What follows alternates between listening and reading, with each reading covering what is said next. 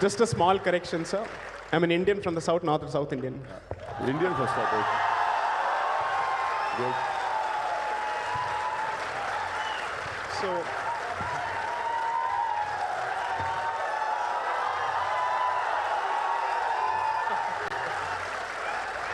So I'll start with my first question to Dr. Swamy.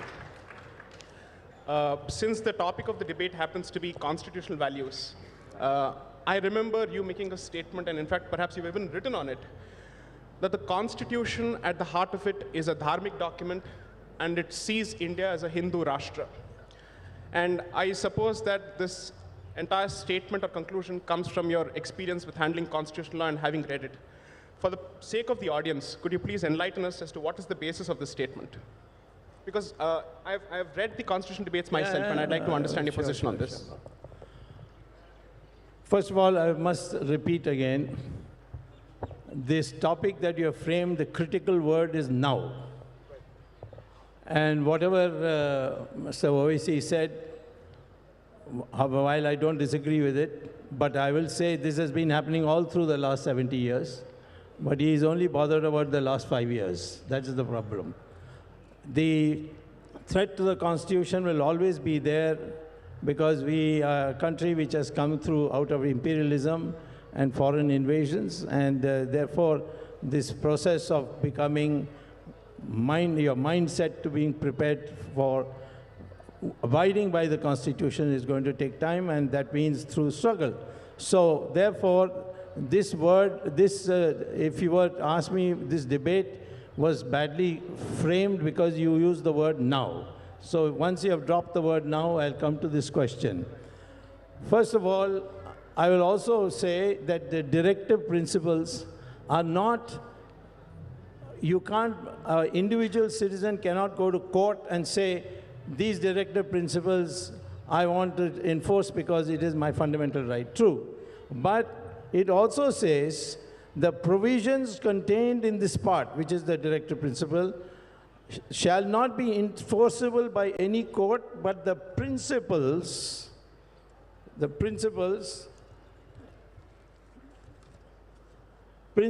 therein laid down are nevertheless fundamental to the governance of the country, and it shall be the duty of the state to apply these principles in making laws.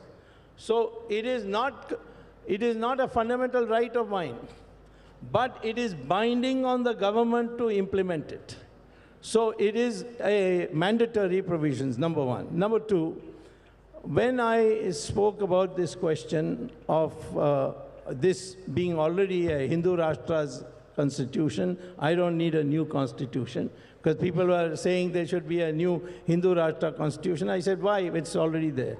All that the Hindu Rashtra would require is already there. First of all, in the preamble, they have said faith is a fundamental right.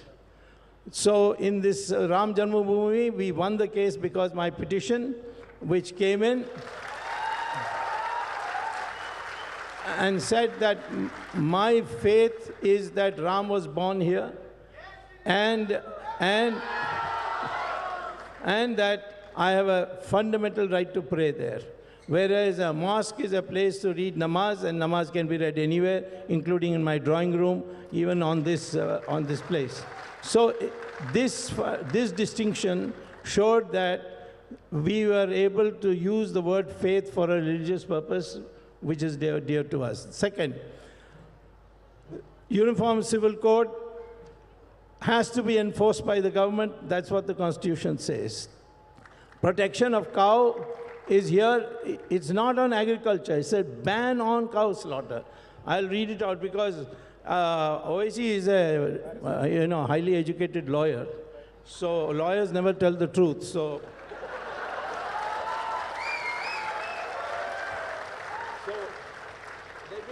let me read out what exactly it says, and so that there is no doubt in this at all. 48.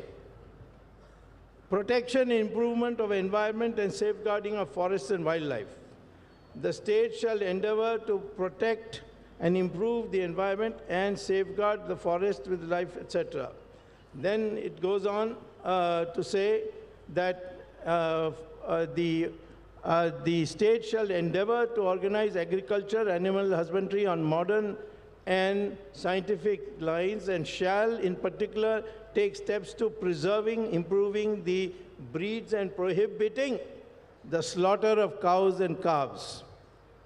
So prohibiting the slaughter of cows. They haven't said buffaloes, they haven't said pigs, they haven't said any of the other things. So that similarly, I pointed out to you about Article 351 Sanskrit. This is another Hindu Rashtra demand. Devanagari shall be the script that shall be used in Hindi and not any other script. That's also a Hindu Rashtra demand. And throughout, I will show every place wherever there is a Hindu Rashtra demand. Hindus can never want that all should follow Hinduism. All religions lead to God, so we have no difficulty. If there are Jews here, there are Parsis here, there are Christians here, there are Muslims here, and they want to worship, we will allow it. If they want to build a masjid, of course, they have a right to build it. There are Muslim countries where I can't build a temple, but this country you can build as many mosques you want. So that is the issue. So I have a question for you, sir. So you don't want to reply to him? You can respond to him after I ask my question. Yeah? Okay. So from what I understand, and please correct me if I've got the history wrong, AIMIM is the successor organization to the MIM, which was, it was not? I see. So it was started by Mr. Qasim Rizvi, who fled to Pakistan in 1957. You got your history and facts wrong. I thought he was for the support of the creation of a South Pakistan, which is the Hyderabad princely state. Let me just finish my question. Let me just finish my question. You can correct me. I'll allow you to correct me. So my question is, as a party, which assume for a moment it's a misplaced conception or it's a misplaced assumption, which sees itself as the legal successor of MIM. No, we don't. I'd like to understand, your question is how wrong. have you managed to chart your journey from an entity which was for the creation of Pakistan to an entity which supports the Constitution of India? Just explain that to us. You're factually wrong. Okay, please go ahead, explain. So I don't know which history books you have read, but I can give you some good history books to correct your understanding of history. This is a political party which has no relation whatsoever with the earlier MIM. This is AIMIM. People who had, who were called Razakars, they went to Pakistan. We have no connection whatsoever with the Razakars or with that MIM, which is called. This was a party which was established and registered in the Election Commission of India. We started our political journey in 1958 onwards. And when you register a political party, you have to subscribe and accept to India's constitution. And that is how this political journey has started from 1958 onwards. Okay. So since you mentioned that under this particular government, there has been a lot of, let's say, sabotage as far as the constitution is concerned, I remember that Shri Salahuddin Owaisi, your father, was a contemporary of Indira Gandhi. So I'm trying to understand what was the position taken by your party as an organization towards the policies of Miss or Mrs. Indira Gandhi during her regime, especially during emergency and subsequently. Well, you see, these are journeys wherein sometimes you are in weather of winter or autumn. So, politicians have to travel to various weathers. We supported Mrs. Gandhi. We opposed her, and this has been the reality. Okay. And that is why even Mrs. Gandhi came to our party office for the Secunderabad by-election Mr. Shiv Shankar was contesting. So she came to our office, and we supported her at that time. Then we opposed her as well. And now I am a bitter opponent of Congress, and that is why I carry this baggage of being B team, C team, I don't know which team it is. So this is what politics continues. I see. You wanted to respond to Dr. Swamy's point. Okay, now yes. To respond to Dr. Swamy's point about calling constitution a Hindu Shastra, right? Hindu Rashtra. He says it validates the concept of Hindu Rashtra. Hindu Rashtra. Yes. For me, the constitution is not a religious book. It is not even a piece of literature. And For me, religious text is what? That governs my relationship with my God, who I believe in. Constitution, that is not the case with the Constitution. The Constitution is a legal text which says that India has no religion. India has no religion. India celebrates all the religions. In fact, India even celebrates people who don't believe in God. So on that point, Mr. Swamy is wrong. Secondly, Mr. Swamy read from the Constitution. He's reading some directive principles. What is the word he used? The state shall endeavor. Now, as a legal student, I am not a legal luminary, Mr. Swamy. He's a rightful successor of Lord Denning, I can say that.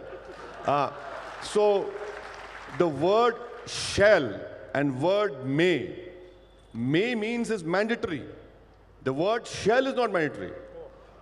It's the other way around. Okay. No, it's the other way around. Let me plain English tells me it's the other way around. Let me complete. Endeavor.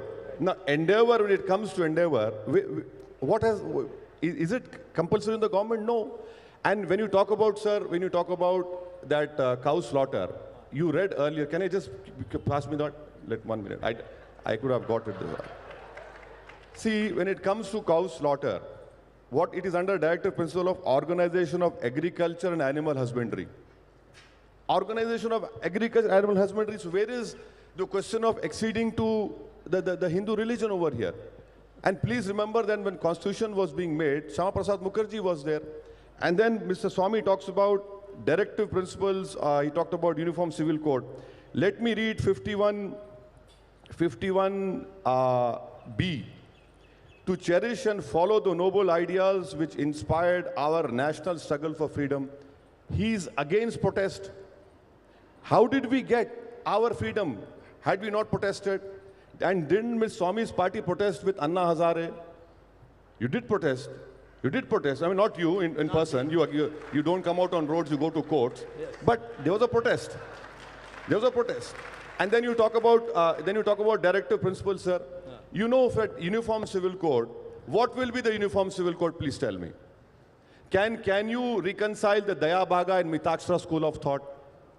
Can you ensure that the Hindu undivided family tax rebates are given to every religion? Isn't that contradicting right to equality? And moreover, sir, you're an economist. Please tell me, sir, I want one answer from you. This present government, how much allocation has been made for protection of cow? May I? Yeah, please. Go ahead. Shall I speak in Hindi now? Or? Sure. Absolutely, please. No compulsion.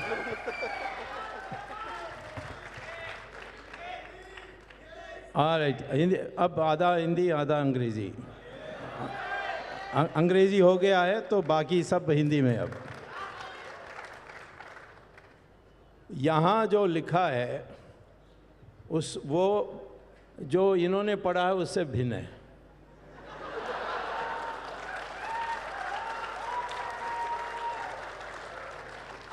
इसमें लिखा है जहाँ तक गौ हत्या पर प्रतिबंध के सवाल पर shall in particular take steps for preserving and improving the breed, okay, no problem, and prohibiting the slaughter of, not strive to prohibit, or prohibiting the slaughter of cows and calves and drought cattle. So, let me finish. No, you complete, sir. Second, you say this is not a religious document, but it's a secular document, and we believe, and what the Constitution says that all religions are equal. As a Muslim, do you agree that Hinduism can lead to God as much and as efficiently as Islam? I agree. Can I answer on you on that? I started my initial remarks by saying that India has no religion. India celebrates all religion. India celebrates all religion. You are entitled to your religious belief. I am entitled to my religious belief. And no one can interfere in your practice of your religion, neither in my practice of religion. But that doesn't answer his question. No, I am answering his question. Please. That is his belief. I agree to his belief. My belief is different. He has to agree to my belief. Yes. That is what I'm telling you. This is the beauty of our constitution, that you cannot superimpose my views or my views on him. No, I think the question is whether one belief undermines or comes in the way of the other. No, so let's not no, obfuscate not around at all, that. not Let's at all, answer the not question. at all, Yes. not at all. Everyone is entitled to their beliefs. Please go ahead with your beliefs. Do not superimpose and make this country a Hindu Rashtra. Do not make this country a country of one religion or one culture or one language. Fantastic. So since you raised that point, and I'm assuming that please. You talk about cow slaughter, sir. Yes. Sir, you are in power in all the Northeast states. Can you please bring a bill over there? Why are you not doing it? I'll tell you. Please do it, sir. I'll tell you. You have repeatedly said this many times. We Hindus believe that the breed called Bos indicus is the sacred cow. The cow in Northeast is Bos taurus. We have no reason to protect them. And Bos indicus is the only breed that we shall protect as sacred, and Northeast is free to eat the cow. They call it cow, but it is not a cow. So may I, for the change, for the flavor of change, let's just move away from certain bovine topics, right? No, I didn't start it. I understand. So let me just ask you.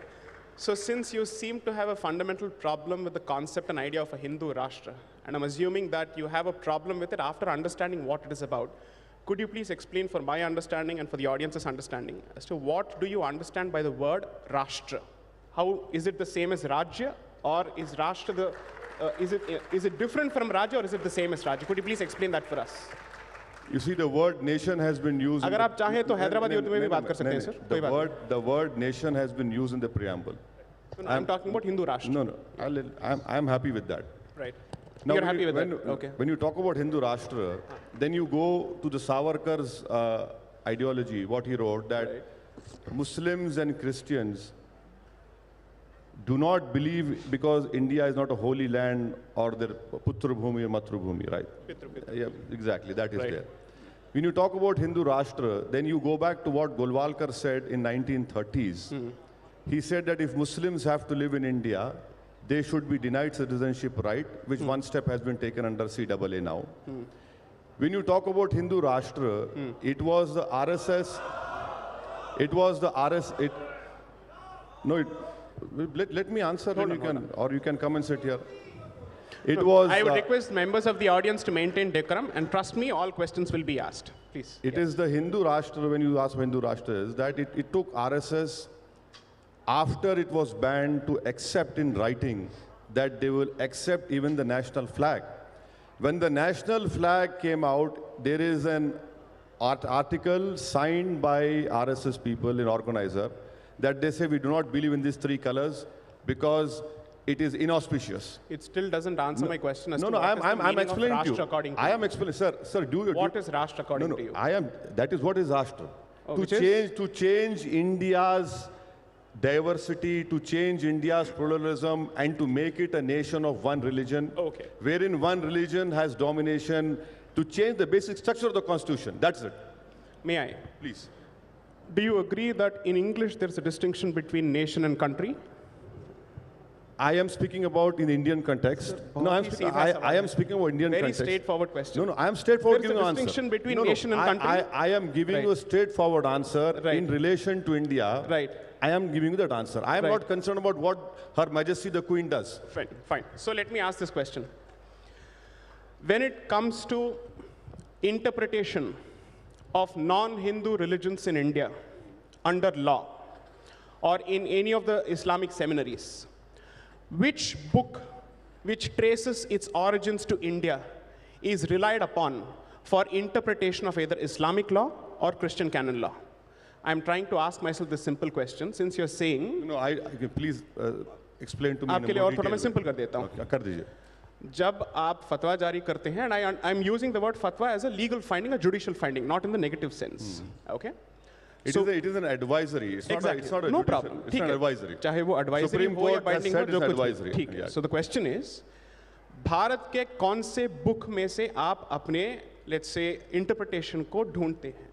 My point is, everything that relates to Islam necessarily comes from a book and commentaries which do not originate in India. Would that be a correct statement to make? You're absolutely wrong. Oh, please You tell me. don't know. Sahih al-Bukhari was authored in India. Do you know Fatwa Alamgiri? Go ahead, Fatwa please. Alamgiri? Oh, so you use Fatwa Alamgiri to actually... Listen to me. Where was Fatwa Alamgiri written? No. The question is, listen, when you sir, issue a fatwa, sir, do you use the Quran or what are you using? Are you debating with me or an anchor? I am You asking want to you a debate with me? I'll answer. I am asking you a straightforward question. I am answering you in a straightforward way. Please listen to me. You have. Should I rephrase the question for you to understand I have it better? understood. I understood where you're coming from. Answer, please. Do you believe that the Islamic law is only Quran and Sunnah? No. You're absolutely wrong. Go ahead, please explain. No, it is not. Right. It is Quran, it is Sunnah, right. It is the judicial or the fatwas given. Hadith. It is, no, Sunnah is Hadith only. Hadith only. Then you have schools of thought. Right. Hanafi, Shafi'i, Maliki, Fiqh. Right. Then you have Fatwa Alamgiri. There are so many books. So these schools of thought, what is the basis of the schools of thought? Is the every religion, every school of thought. Right. Basically, Has the audience understood the question? Okay, great. No, listen. Yes, please. Fantastic. Right. Majority of Indian Muslims are Hanafis. Okay. We follow Fatwa Alamgiri. Okay. And that protection, where it comes from? Article 26. Okay. Isn't it? And what is the basis of Fatwa Alamgiri? Fatwa Alamgiri is the opinion of the Islamic scholars who were born in India. Based on what? Based on Quran and Sunnah. Thank you. And also advice. Thank you. Listen, no. If you don't find an answer in Quran and Sunnah, then that is what the scholars give their opinion. Right. Okay. So, please.